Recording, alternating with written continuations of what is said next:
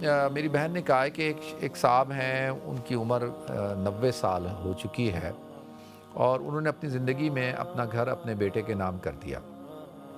جب وہ بوڑھے ہو گئے تو بیٹے نے ان کو کہا کہ جی آپ اولڈ پیپل ہوم چلے جائیں۔ بھئی سیدھی سیدھی بات ہے کہ گھر سے نکال دیا کہ جائیں جی۔ تو وہ اولڈ پیپل ہوم میں تو نہیں گئے، وہ اپنے کسی عزیز کے گھر چلے گئے، اور اب بیٹے نے ان سے بالکل قطع تعلق کر لیا ہے، اور کوئی کسی قسم کا تعلق نہیں ہے کوئی۔ تو ایسی صورت کے اندر کیا وہ جو شخص ہے، اس کی جو جائیداد ہے، جو بقیہ جائیداد ہے، کیا وہ اپنے جو اور اس کی جو بیٹیاں ہیں یا اور جو اس کے جو ورثاء ہیں وہ ان میں تقسیم کر سکتا ہے زندگی کے اندر؟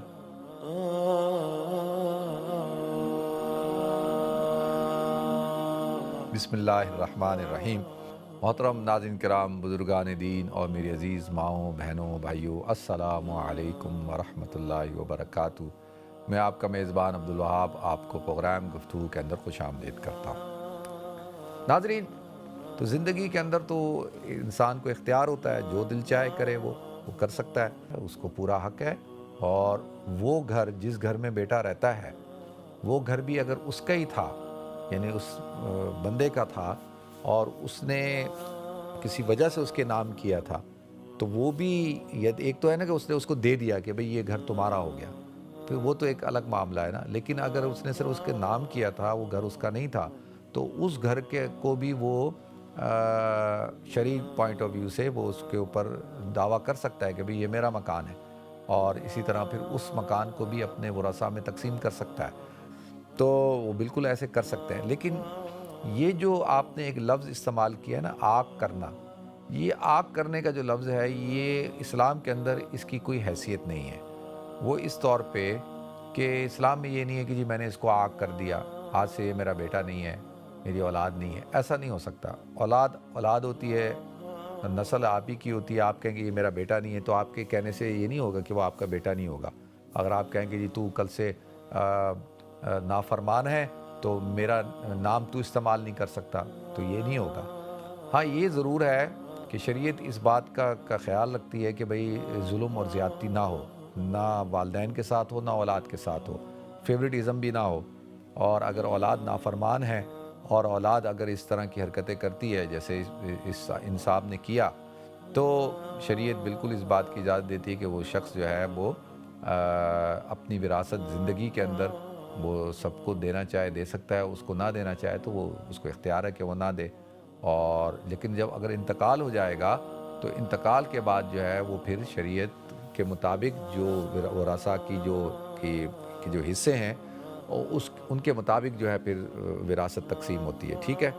تو ایک تو یہ چیز ہوگی۔ دوسرا یہ ہے کہ دیکھیں یہ ایک بہت بڑا المیہ ہے، ہمیں تھوڑا سا ان چیزوں کو دیکھنا چاہیے کہ والدین کی عزت کریں، ان کا احترام کریں، ان کی خدمت کریں، اور خاص طور پہ جو بوڑھے والدین ہوتے ہیں وہ ان کا معاملہ بڑا سینسیٹیو ہوتا ہے، تو ان کو جو ہے ان کا خیال رکھنا چاہیے ہمیں۔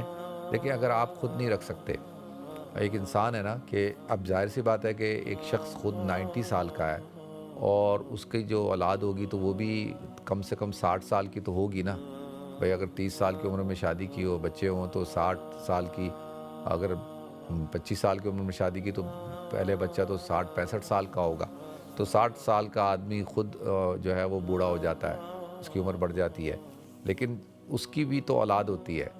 اس لیے کہا جاتا ہے کہ بھئی آپ خود سے بچوں کا خیال رکھیں، اپنے والدین کا خیال رکھیں، لیکن آپ کی جو اولاد ہے، یعنی جو اس شخص کے پوتے ہیں، اور اگر پوتے پوتیاں، نواسے نواسیاں، ان کی ذمہ داری بھی بنتی ہے کہ وہ اپنے گرینڈ پیرنٹس کا خیال رکھیں۔